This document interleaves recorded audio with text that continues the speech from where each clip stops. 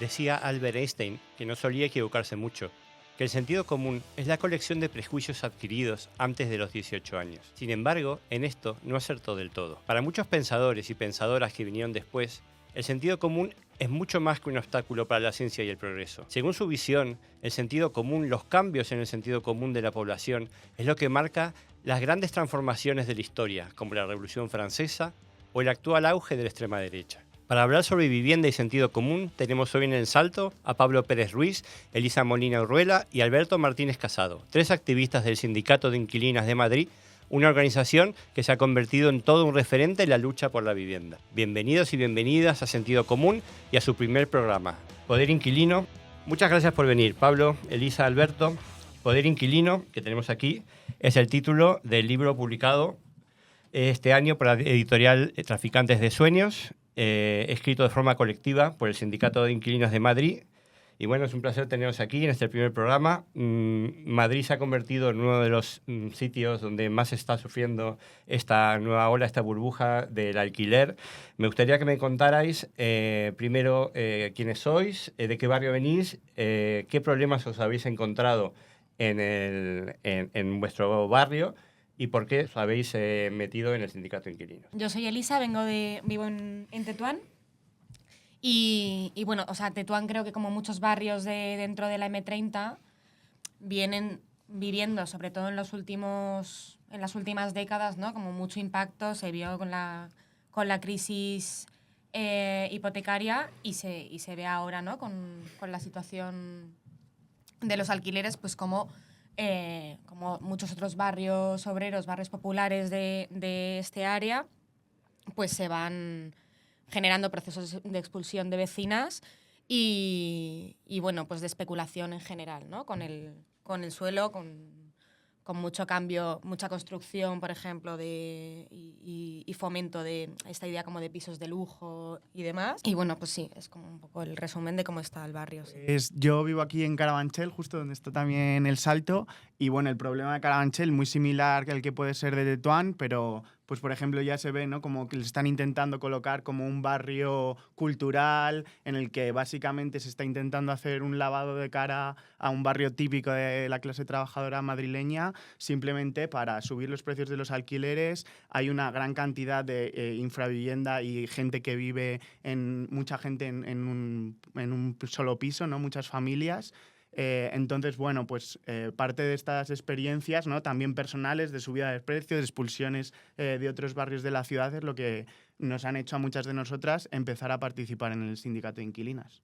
Pablo. Vale, pues yo soy de Torrejón de Ardoz, de la zona este de Madrid, que bueno, parecido un poco a la zona sur también, ¿no? Son zonas tradicionalmente obreras de la comunidad, donde en los felices años 2000 pues los pelotazos urbanísticos como abundaron, entonces se construyeron un montón de desarrollos urbanos, todos estos PAUs, que de hecho en los orígenes del sindicato fueron lugares donde estuvimos muy presentes porque fueron donde los fondos buitre entraron un poco como punta de lanza, Blackstone, Nextar, etcétera, muchas veces comprando viviendas que habían sido públicas o que habían sido construidas con ayudas públicas, un suelo público, para luego doblar los precios de los alquileres y hacer negocio, ¿no? Entonces, justo en el sur y en el Corredor del Henares hemos lanzado grupos territoriales del sindicato en el año pasado y este año en mayo. Entonces, bueno, son lugares con mucho conflicto a día de hoy. Claro. Muchas veces se habla de la vivienda como si fuera un problema más, como si fuera un sector económico que sube, que baja, que afecta a temas económicos, pero se nos olvida muchas veces las historias que hay detrás, ¿no? De familias, parejas que no pueden separarse porque no pueden pagarse la vivienda, gente que no puede tener hijos porque no puede permitírselo. Vosotros que trabajáis con familias que viven y que experimentan todas estas cosas, ¿qué casos concretos nos podéis contar? Pues ahí, por ejemplo, o sea, que la vivienda, lógicamente, no es una cosa más en la vida, ¿no? Como decías tú, sino que es la principal, porque sin tener acceso a una vivienda, todo lo demás se empieza a desmoronar. Y esto es un poco lo que vemos en las asambleas día a día, ¿no? Pues empezando por problemas de pareja que se generan con el propio conflicto de vivienda, ¿no? Muchas veces estamos ahora también haciendo mucho énfasis en la relación que tiene con la educación, el no tener un propio espacio de vida para la educación de las niñas y los niños de nuestras, ¿no?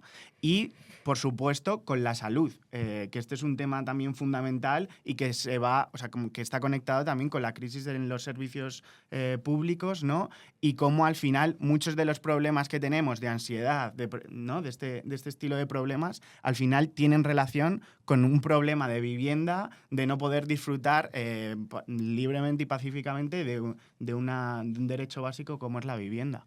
Sí, Muchas veces se convierte en un problema existencial casi, ¿no?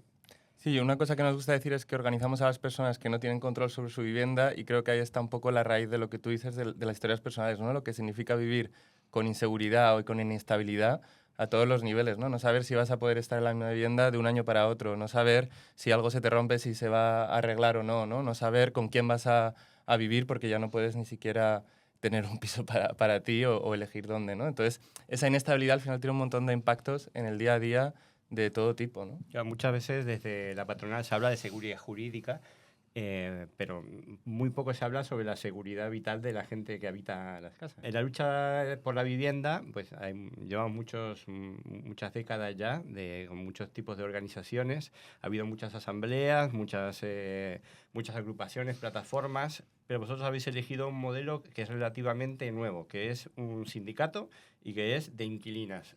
¿Por qué un sindicato y por qué de inquilinas? Bueno, en realidad, como por hacer solo un matiz, en realidad es el modelo histórico. Porque en realidad las primeras organizaciones de vivienda que estaban conectadas, ¿no? en el seno del movimiento obrero eran sindicatos de inquilinos también, porque básicamente los inquilinos era la población mayoritaria de la clase trabajadora y eran los que más sufrían el problema. Y no sé si queréis contestar alguno más sobre la cuestión como más actual, porque sí que es verdad que también hay una parte de novedad desde que nacemos los sindicatos en 2017 en el Estado español.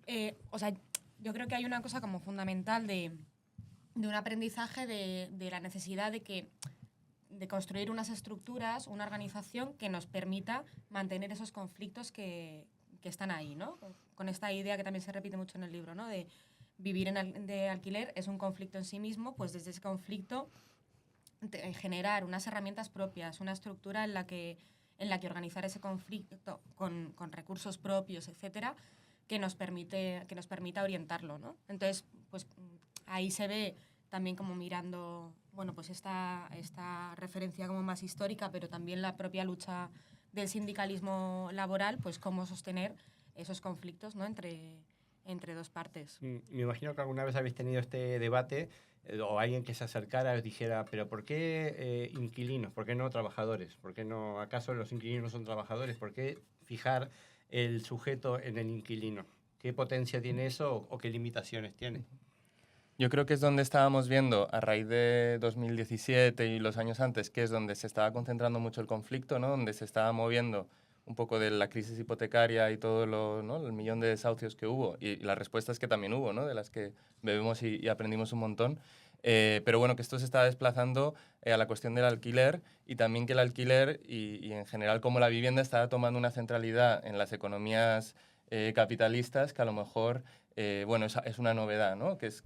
Son unas economías muy rentistas donde de repente como esta especulación tiene una centralidad que a lo mejor en otras épocas tuvo la producción y entonces también de una manera señalar que a lo mejor el conflicto de clase o uno de los ejes o como se está expresando es la vivienda y en concreto la vivienda de alquiler, ¿no? Sí, no, iba a comentar, o sea, rescatar un poco la idea que han lanzado antes Pablo, porque, o sea, que nosotros también insistimos mucho en decir que en el sindicato nos organizamos las que no tenemos control sobre nuestra vivienda, que muchas veces, y esto lo cogimos rescatado del sindicato de inquilinos de Los Ángeles, que también nacieron un poco porque hay un movimiento de sindicatos de inquilinos a nivel internacional que más o menos surge en la misma época y no es casualidad tampoco, con los que nos hemos aliado últimamente.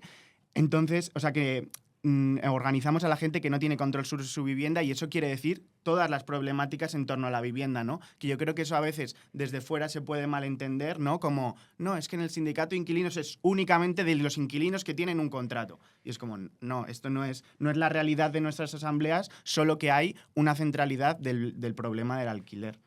Una cosa que me ha llamado mucha atención es, tanto aquí en Madrid como en Barcelona, los sindicatos de inquilinos son organizaciones relativamente pequeñas. Si no me equivoco, En 2024 había 3.000 afiliados en Madrid y, sin embargo, tiene una visibilidad y una capacidad de situarse en el centro del debate que como que no termina de cuadrar con la dimensión que tiene, por lo menos cuantitativa, que tiene el sindicato. ¿A qué creéis que se debe esta diferencia entre, digamos, la dimensión del sindicato y la influencia que ha conseguido tener?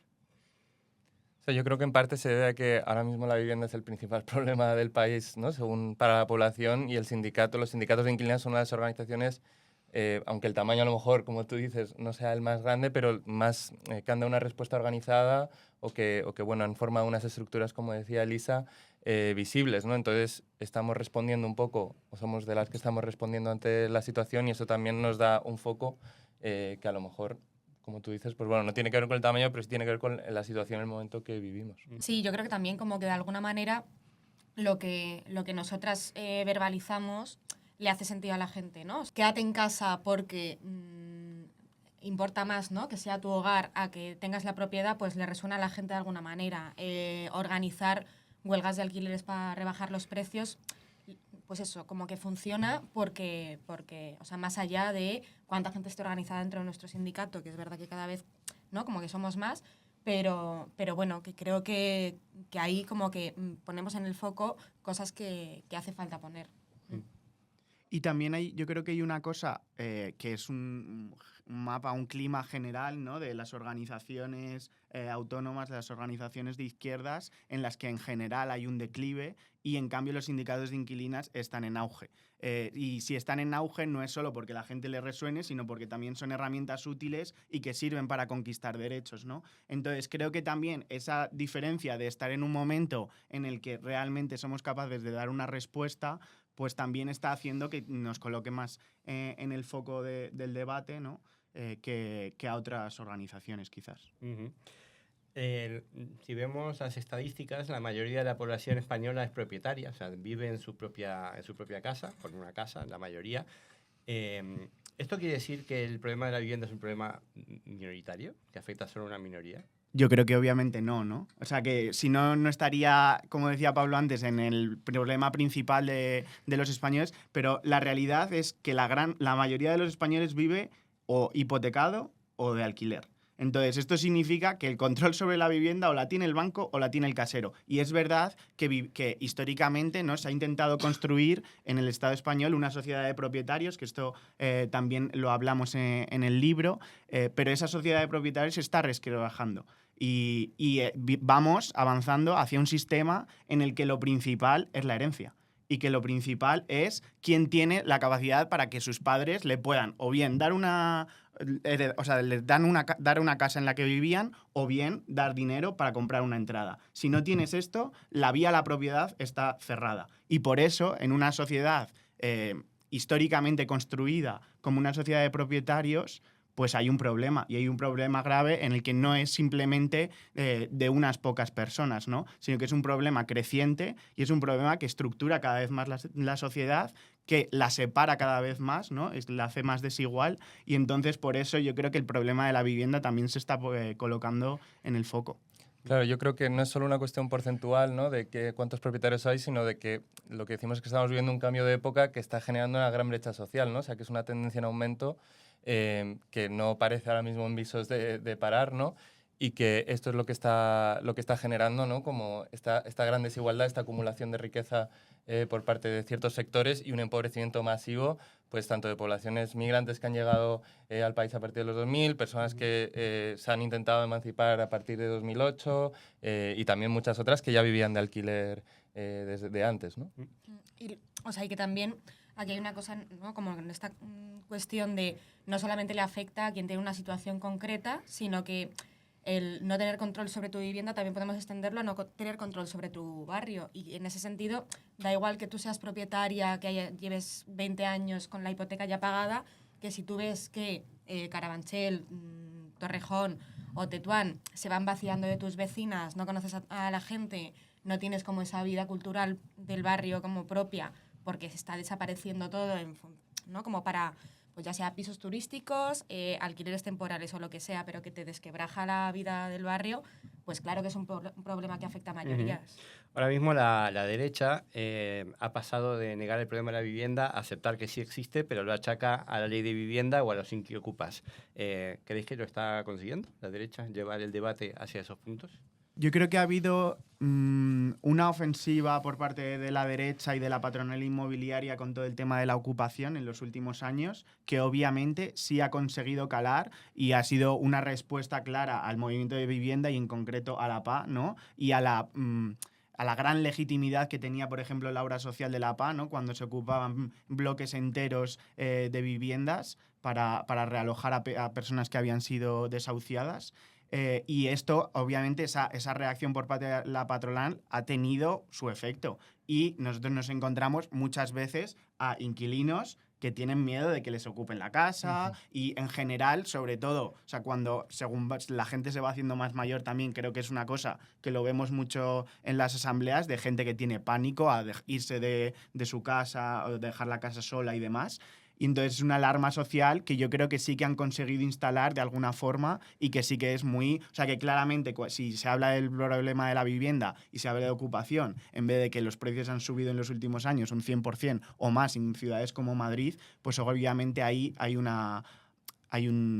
sea, que por una parte ellos están intentando, ¿no?, presionar, pero por otro lado creo que pues el sentido común como habla de este programa es contradictorio, porque la gente también hay una sensibilidad mayoritaria de los precios son altísimos, la gente no se puede mudar, nos expulsan de nuestras casas, entonces bueno, creo que ahí hay una disputa entre el bloque rentista, el bloque propietario, ¿no?, y el bloque inquilino. Entonces ahí en esas estamos, ¿no?, yo creo. Sí, yo creo que lo que ha conseguido la extrema derecha ha sido conectar primero con un sentido común proprietarista, que sí que estás como instaurado en una sociedad de propietarios, y luego segundo con un miedo que creo que, como decía Lisa, no tiene tanto que ver con que te ocupen la casa, aunque lo han redirigido hacia allí, tiene que ver con que ocurren cambios a tu alrededor de los que tú sientes que no tienes ningún tipo de control o que están pasando muy rápido, ¿no? Y creo que esto sobre todo a la gente mayor le está pasando y por eso desde el sindicato sí que estamos apostando por estas conversaciones cara a cara, por ir llamando a las puertas, por hablar con la gente, porque obviamente si tu medio de información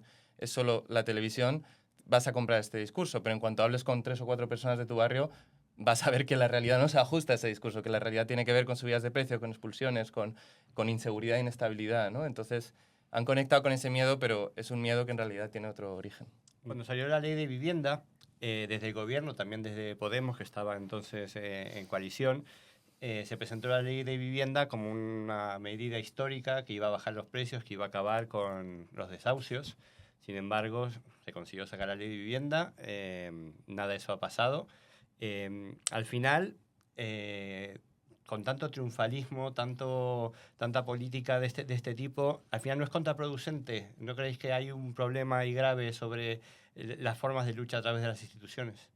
Sí, yo creo que claramente, ¿no? O sea, que el autobombo que se han dado todos los partidos de izquierdas cuando han estado en el gobierno, ¿no? Y la posición, por ejemplo, de Podemos de ahora, cuando no está en el gobierno todo va mal, y porque sí, o sea, sí es la misma ley que tú aprobaste y dijiste que era histórica, ¿no?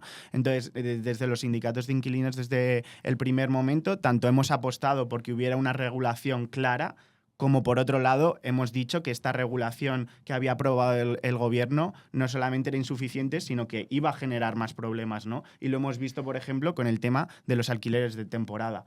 Ahí lo hemos visto clarísimamente. Nosotros dijimos que ese era un agujero por el que la ley, por el que se iban a escapar, digamos, el control de precios en aquellas comunidades en las que sí se regulara. Y esto es lo que está pasando en Cataluña, que al final la mayor parte de la oferta es alquiler de temporada, los precios siguen disparados, los propietarios siguen saltándose las propias regulaciones que hay. Entonces, obviamente, si tú esto lo planteas como un cambio histórico, pues la gente...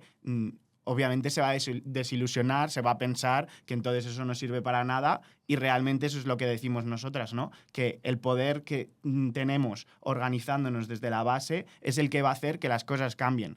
Entonces, por eso es un poco, yo creo que también lo que explicamos en el libro. O sea, todo eso, al final todo este tipo de iniciativas terminan chocando contra el PSOE, ¿no? O sea, ¿creéis que tiene sentido seguir impulsando intentando llevar al PSOE hacia políticas que sirvan para acabar este problema, o es una vía que no tiene salida?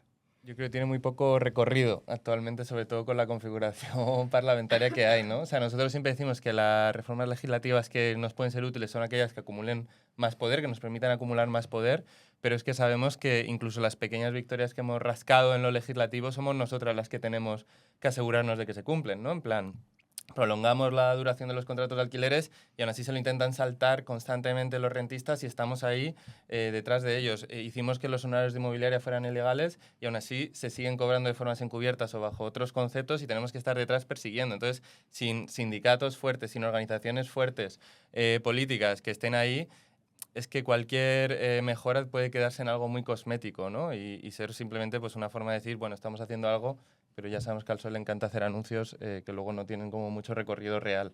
Sí, y con esto yo creo que, o sea, que también nosotras durante este curso lo hemos repetido mucho, ¿no? Como el reafirmarnos en si esto no está funcionando, esta ley de vivienda, estas medidas concretas no están cambiando la situación y nosotras tenemos herramientas propias para forzar esos cambios que necesitamos, ¿no?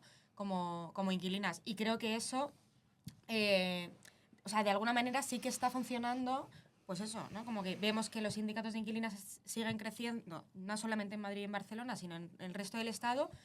Y si eso va creciendo, claramente, no como a unos ritmos, no como igual nos gustaría de que todo el mundo estuviese afiliada, ¿no? Pero sí funciona como una confianza de las inquilinas en estas propias estructuras.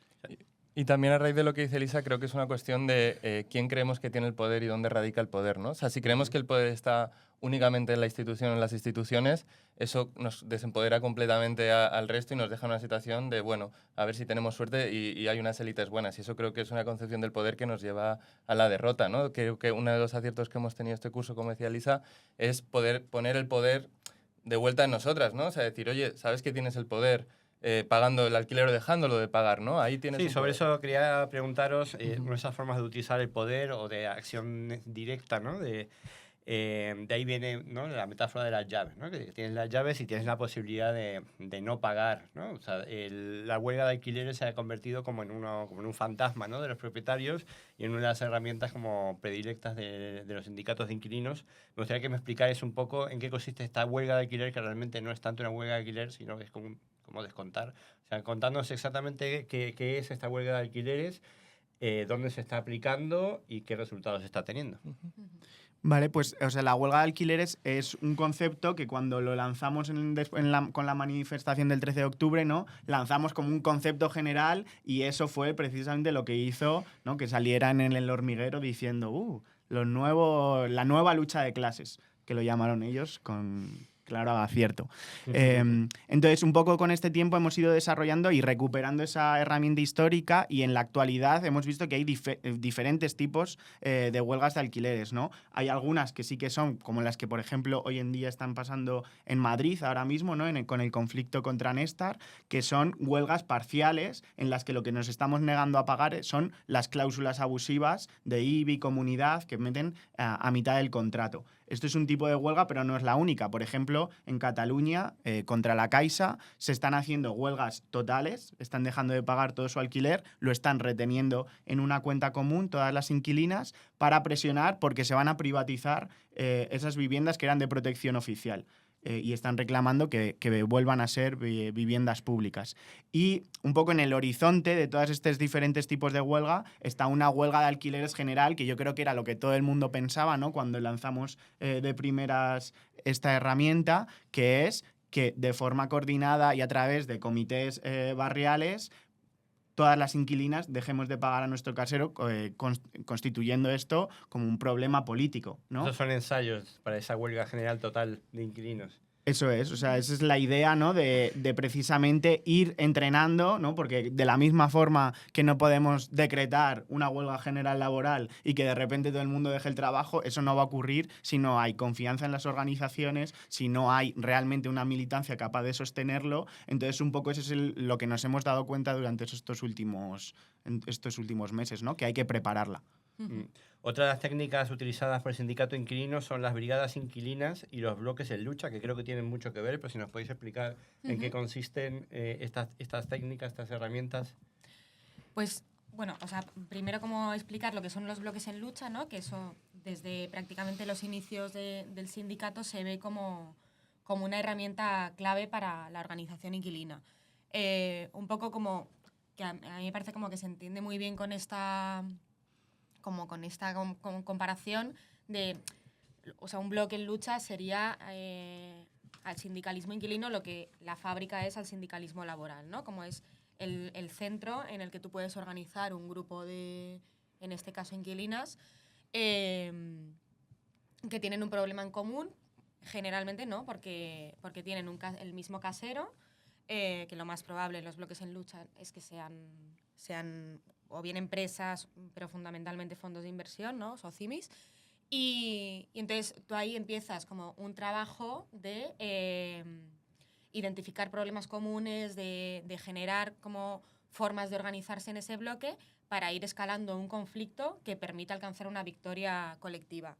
Entonces, bueno, o sea, en el sindicato a día de los primeros estuvieron como más centrados en lavapiés, ¿no? Pues por ejemplo con Argumosa, pero luego lo que nos ha permitido esta lógica de bloques es organizarnos contra grandes fondos de inversión y organizarnos también en lo que serían secciones sindicales por propietario, ¿no? Entonces todo esto como que va generando pues esa estructura y esa qué potencialidad tiene la lucha por propietarios? Pues fundamentalmente que puedes atacar a un casero de una manera mucho más contundente, ¿no? Que no es lo mismo el impacto que le puedes generar a un fondo de inversión con un conflicto que con 50 o 80 familias organizadas al mismo tiempo. Y también, de alguna manera, sirve un poco como de bandera de lo que está ocurriendo, ¿no? Que los fondos de inversión, pues como sabemos, como otros agentes, pero tienen mucha voz en lo que pasa en el mercado de la vivienda. Y de alguna manera pues ir contra ellos es señalar pues un poco ese agente que dinamiza cómo funcionan las cosas, ¿no? Sí, al final en Madrid hay como en torno a 30.000 bloques de propiedad vertical, o sea que son de un mismo propietario. Entonces ahí veíamos como mucha potencialidad, no solo a nivel tan organizativo como decía Elisa, sino también de prefigurar otras formas de vivir, ¿no? O sea, al final ahora mismo en grandes ciudades como Madrid muchas veces no conoces a tus vecinos o no te hablas, y es también reconstruir esos lazos a través de la lucha para prefigurar también otras cosas, ¿no? De hecho, los horizontes que ya nos planteamos en algunos de los bloques en lucha ya no van solo de luchas concretas de, oye, renovar un contrato de alquiler o arréglame esto, sino de, oye, te queremos comprar el bloque para hacer una cooperativa de vivienda, ¿no? O sea, como que ya incluso las propias vecinas en la lucha como que van ampliando el horizonte de lo que imaginan que pueden lograr. Sí, otro de los grandes problemas que tiene Madrid en concreto, también Barcelona y muchas otras ciudades, es el auge de los pisos turísticos, ¿no? Que como van conquistando barrios, en sitios como Madrid es muy complicado, ¿no? Que las autoridades locales,